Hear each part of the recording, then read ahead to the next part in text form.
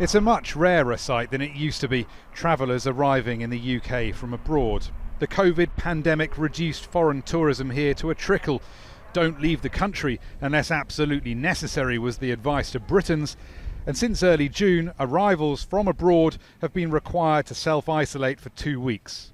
But from next Friday, coming from some countries at least will no longer mean quarantine, which has gone down well at London's Gatwick Airport. Yeah, I think it's a great thing, because people are probably a bit tired of being stuck at home.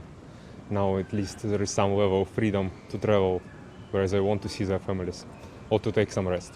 Oh, it's very, very confusing, and you know if you're going or you're not going. It's just awful. So I'm so happy we're going now. No, it's great that it's being lifted. So, yeah, really good. The 59-country list has some notable exceptions. The US is still considered too risky, as are Russia, Brazil and India.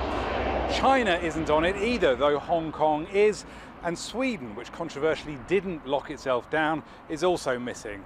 Plus, some countries on the list, like New Zealand, have their own quarantine rules for arrivals. When the UK quarantine was brought in a month ago, the travel industry howled. Coming so late in the crisis, it would be nonsensical and pointless, they said, and it would kick an already crippled industry. The measures were introduced at a time when our European neighbours had much lower case numbers and R rates than we did. So all it was doing was actually acting as an economic barrier to recovery in the travel and hospitality sector. But Scotland and Wales won't be pressured into following England's lead and say they want more time to analyse the list's legal and health implications. And when so much is at stake, as it is right now, we can't allow ourselves to be dragged along in the wake of another government's, to be quite frank about it, shambolic decision-making process.